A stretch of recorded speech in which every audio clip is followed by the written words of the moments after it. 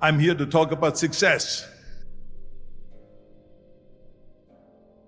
The first rule of success is to have a vision.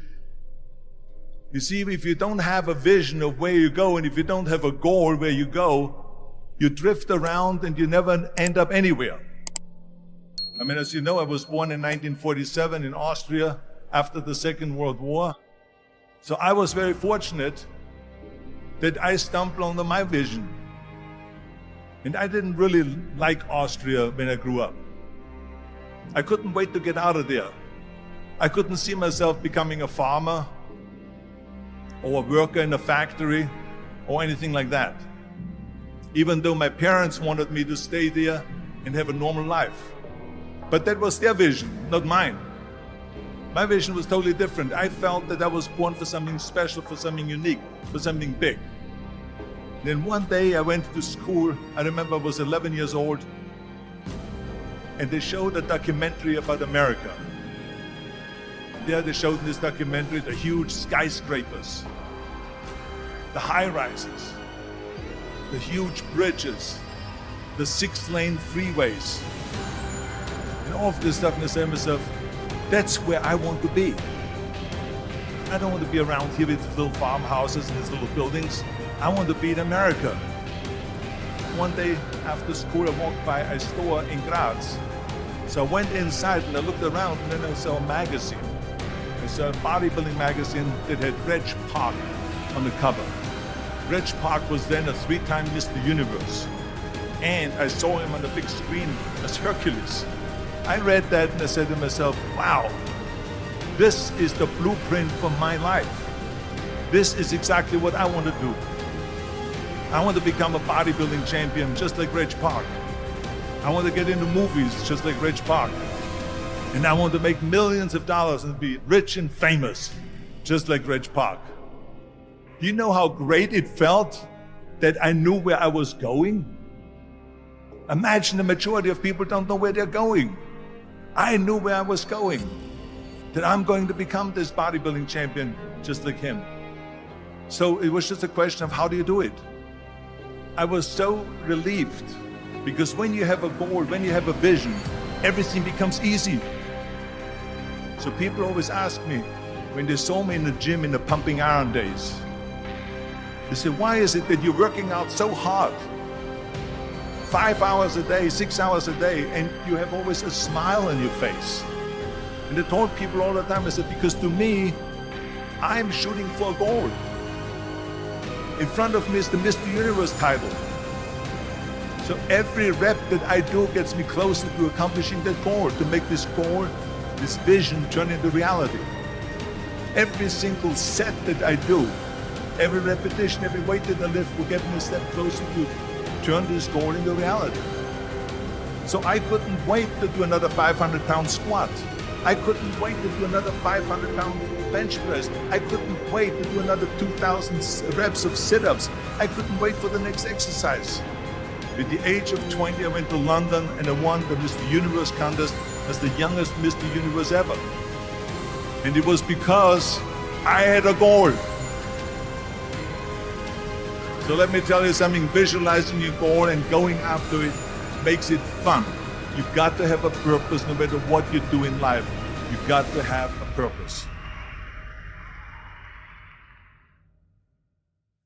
74% hate their job in America.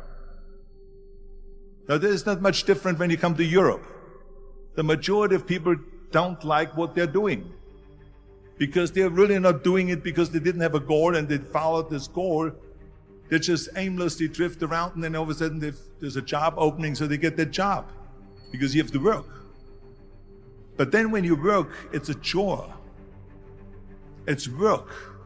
It's not fun. So if you think about, only a quarter of the people really enjoy what they're doing in life. That is unbelievable if you think about it. So I felt so blessed that I knew what I was doing. It's like a medical student that studies and knows he wants to become a doctor. You know where to go. And the same thing is also in politics. I remember that in politics, I had a very clear vision that I will be the leader of California. This is as far as I could go because I was not born in America, so I could not run for president. So being the governor of the fifth largest state, the largest state, the fifth largest economy in the world, was for me really the ultimate title, the ultimate accomplishment in politics. So even though people came up to me and says, why don't you go and run for something smaller, you're never gonna make it. I ran for governor, and then 2 months later I became governor of the state of California. Again, because I had a very clear vision what I'm gonna do with California. So that's rule number one, have a vision. Rule number two is, don't listen to the naysayers. Don't listen to the naysayers.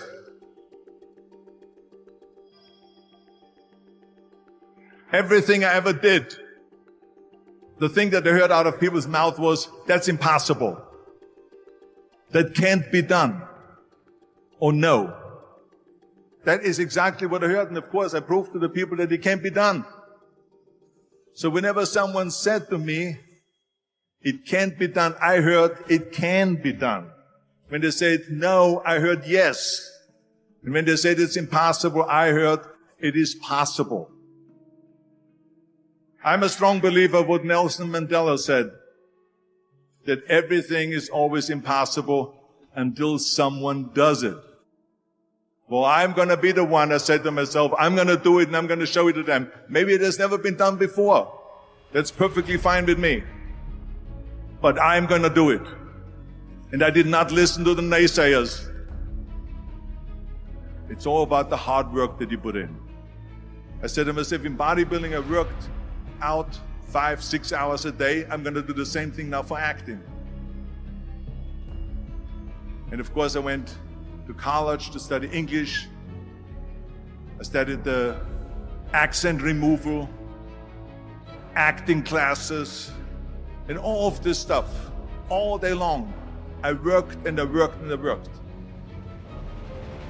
And within a short period of time, I made one movie called Hercules in New York, which of course went right into the toilet. But it didn't discourage me. I still had the same vision. And then all of a sudden I did Streets of San Francisco. I did Stay Hungry and Pumping Iron and The Villain. And then all of a sudden I was asked by Dino De Laurentiis of the Universal Studio to star in Conan the Barbarian. And after I did Conan the Barbarian, the director at the press conference said to the press, the director was John Milius, he said to the press, if we wouldn't have had Arnold, we would have had to build one. So think about that. The very body that they said can never be sold because the time is wrong. A few years later, I'm doing Conan the Barbarian, and it was the #1 hit at the box office when it came out in the summer of '82. Think about that. And the director says, if we wouldn't have had his body, we would have had to build one. So all of a sudden, my body became an asset, not a liability. And the same thing was with Terminator. After we were finished filming Terminator, Jim Cameron said to the press, if Arnold wouldn't have had that accent and talked like a machine, I think the movie wouldn't have worked. So think about that. The body and the accent that they attacked was an asset. But I didn't listen to those losers. I didn't listen to them at all. It's just the reality of it is that you cannot listen to the naysayers. So this is a very important lesson for all of you. So when someone says, no, this is a stupid idea, you in your mind, you don't have to say it, but in your mind just say to yourself, you're an asshole. What do you know?